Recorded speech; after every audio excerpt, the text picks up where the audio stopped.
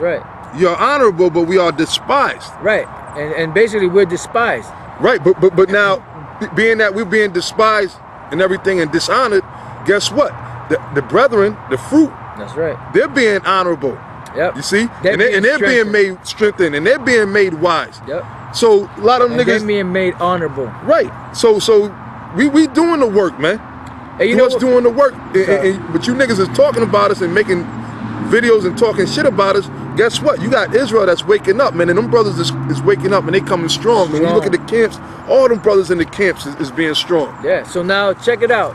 Now you have all these scoffers out there that's bringing their wayward doctrine, but the tribes are still coming together among the different camps. Now don't get me wrong, you do have niggas out there among the GMS camps that are scumbags, that are lowlifes, that are grimy niggas, that ain't no damn good, you know, that are scumbags. Right. You know, and we see that, you know. But you know what? Like Paul said, whether in pretense or in sincerity, Yahushua is preached. You know? Right. So the word's still going out. And when the time comes, the Most High is going to do away with you guys in GMS that call yourselves men of the Lord, that are really bullshit artists, and the Most High is going to move you out the way. Because you're not really sincere about this. You're just about the fame. You're just about the name. You know, you're just about being out there as a show. Vainglory. Mm-hmm. You're in this thing for the wrong reasons, and the Most High is going to take you out. That's right. So now, let's go back to the information. You know? All right, so now... I mean, you know, because, hey, that's how the Spirit works. You know, you try to stay on topic, but then the Lord wants something to come out. You got to let the Spirit flow. Go ahead. It says, Europeans were involved with slavery, not African slaves, but American Indians. Go ahead. Ojibwa, which is American Indians as slaves. All right, so that's the term Ojibwa. O-J-I-B-W-A. Okay. It says, first, some background. Social scientists often describe three forms of slavery: chattel slavery, debt slavery, and contract slavery. What I'm about to describe is chattel slavery. Right, which is chattel slavery, which is basically like you have a bunch of cattle, you know, and things that belong to you, and you do whatever you please with them. Then you had debt slavery, which somebody that was in debt, they became a slave to you, or like an indentured servant. And then you had contractual slavery, which is somebody that you hired to be a slave for a certain amount of money. You know? And that was just like a brief description. If you want to know more about it, you know, like Elder Tahar always says, it's worth a Google, right? So go ahead, brother. Right, it says, in this type of slavery, a person is captured and then sold into permanent servitude. In this type of slavery, the legal term own applies. Right, that's dealing with chattel slavery, you know, as you being like a private property. Like sometimes, you know, you had wild horses and you would catch those wild horses, and when you caught those wild horses, they belonged to who? The ones that caught them, and they would put a brand on them to let them know that they were the owners. That's chattel slavery. Go ahead. Right, it says, in chattel slavery, persons are synonymous with property. Yep. As chattel slaves have no rights and are not paid for their labor. They also have no control over their bodies and may be required to provide sexual services. And that happened a lot. You know, you had them fucking crackers, them Edomites that would have sex, not just with the women, or not, did I say sex? They raped not only the women, but certain of the men. Because you Edomites are freaks, man. You're nothing but a bunch of scumbags. You can have a whole bunch of women. You can have as much sex as you want with all these women, but you got to have men. Because you're a goddamn faggot, man, by nature. Okay? It says, they also have no control over their bodies and may be required to provide sexual service. Mm-hmm. Europeans came to the Americas looking for wealth. Initially, they were not really trying to establish colonies for their surplus population, but to extract wealth from the resources which they found. Mm-hmm. In addition to gold and silver, the Europeans found wealth in the slave trade. The slave trade by the 15th century was well established in Europe. Wait a minute. It said the what? Read that again. It says the slave trade what? It said the slave trade by the 15th century was well established in Europe. So now that shows you that when them Europeans came over to the side of the world, you know, going back to what, 1492. Yep. From that point on till the bulk of the so-called African slaves were brought here, slavery was well established in Europe. Yeah. Why? Because they were bringing these people, these indigenous people of this world, which was our forefathers, over to that side of the world in slave ships, chained up. I mean, I'm pretty sure the conditions weren't as severe as Judah, Benjamin, and Levi, but we don't know the particulars.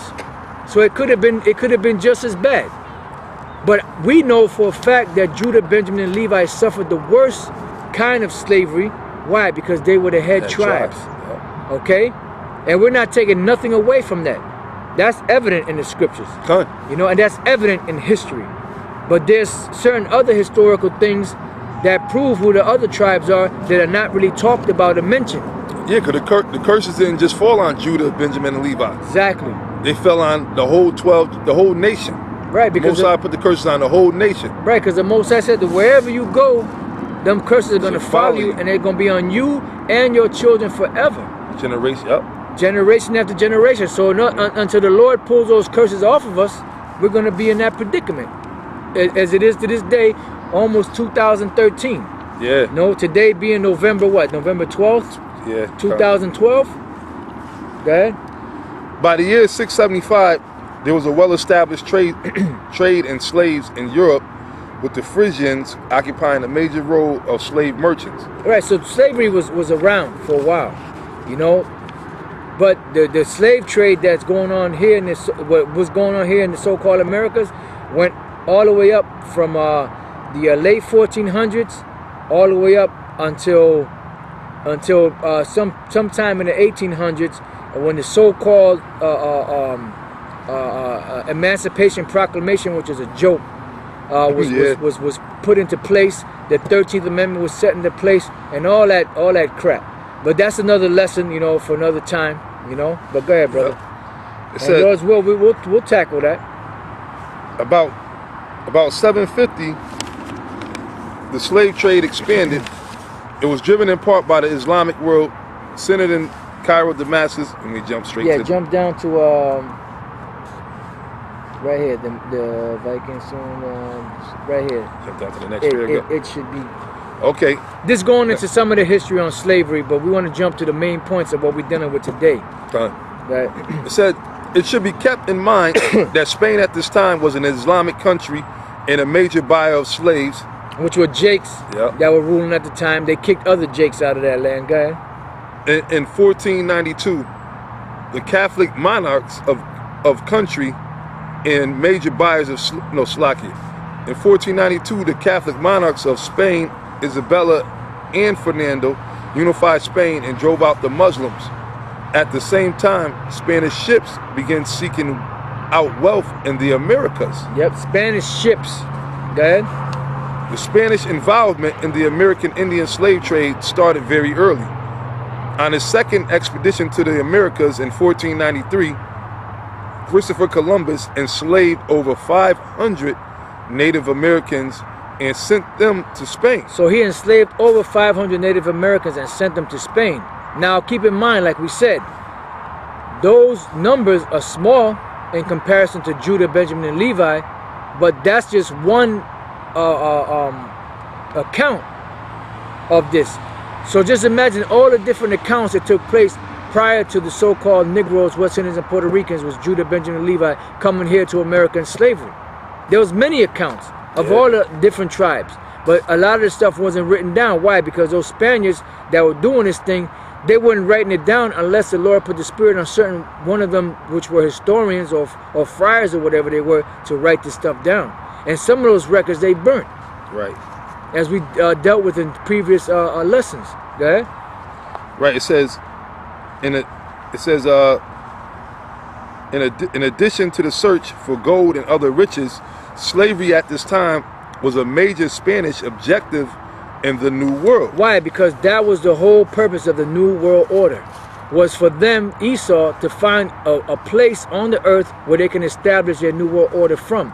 Why do you think that George Bush honored so highly the 500th year of this devil, Christopher Right. Columbus, Right.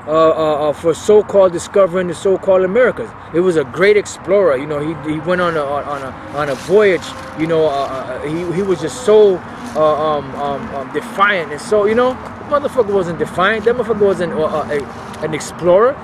He was just a guy that had maps, that knew about this side of the world, that came over to this side of the world, who was paid off by so-called Jews to come over here to establish a new world order. There wasn't no big deal about that. There wasn't no great contribution to society that he made. All he did was he just came over here to this side of the world. He was paid off. The crown of England was paid off to send him over here to basically exploit the people that were here, so that they can in turn set up this land to establish a new world order. That's all it was set up for. And you can read about that in the book of Revelation, the 20th chapter. Go ahead. In 1495, the Spanish, under the leadership of Columbus, rounded up 1,500 Arawak. They selected 500 to be exported to Spain as slaves. Yep. 500 to serve as slaves to the Spanish on the island. And the remaining Indians were released. Columbus proudly boasted to the Spanish monarchs about the slave potential and its economic benefits. Wait a minute. The slave potential and its economic benefits. Boasted. So basically, they already had that. That was just when he sent those 500 slaves over there. What was that? That was just a little taste, Yeah. of what can be. You know. Now, eventually, in process of time, what happened was that the crown of Spain, as is written in history, they declined slavery. You know, and then I believe those slaves were shipped back. But the point is that slavery didn't stop; it just kept going. Right, in which a lot of that's bullshit too, because see, you always had slaves, man. That's right. You had Esau, which was coming back into power at them times. They were taking down different strongholds and forts. They had control over Spain. All right, and they had slaves, man. That's right. They weren't doing the work themselves, man. And they had slaves, people serving them. That's a reason And for that was- somebody to rule. That was the whole reason, right? And then that was the whole reason why Columbus came over here, man. They weren't trying to discover new lands. They knew about this land already, as we brought out in the other shows. That's right. They knew about it. They knew that the tribes was over here, all right, and they were coming. Basically, John 10:10. The thief The thief cometh not but to destroy and to destroy, and to steal, yep, and to kill. and to kill. And that's what they did when Columbus came over here. John 10:10 is a perfect scripture describing Columbus and the rest of these Edomites, so-called white people. That's right. Because when he came over here, what did he do? He destroyed down there in the islands. He stole the actual the brothers down there, the Ephraimites and other tribes down there, sent them back, as we read, and sent them back over to Spain as slaves. All right, and he killed a lot of the Boricua, Arawak, and Taino Indians That's back right. then. That's right. I got a precept for you, brother. Okay. It's Exodus 21:16. And he that stealeth a man, He that stealeth a man. Did not Columbus steal? Columbus didn't just steal one man. He stole a whole bunch of men. that's right. I mean, this is just one account. They said 500 at one point he sent over there, but it was thousands that Columbus had stole, man. That's right. It says, and he that stealeth a man and selleth him, or if he be found in his hand, he shall surely be put to death. So there's no getting around that, you know. And there's a something that was which we're not probably going, we won't be able to hit it in this lesson. You know, see how the spirit rose. But there's something called the encomienda, which the encomienda was the Spanish form of slavery that was set up here in the so-called Americas. You know? In the Latin Americas, Right. Central America, South America.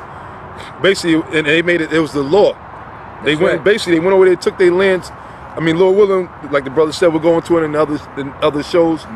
You know, you brothers can look up on it. Some of you brothers know about it already. But they just basically see the thing you got to understand, and that's how we know that these other tribes are the tribes, because they suffered the same thing. It's just not publicized as much as roots Right. is per se. Right, because the Most High wanted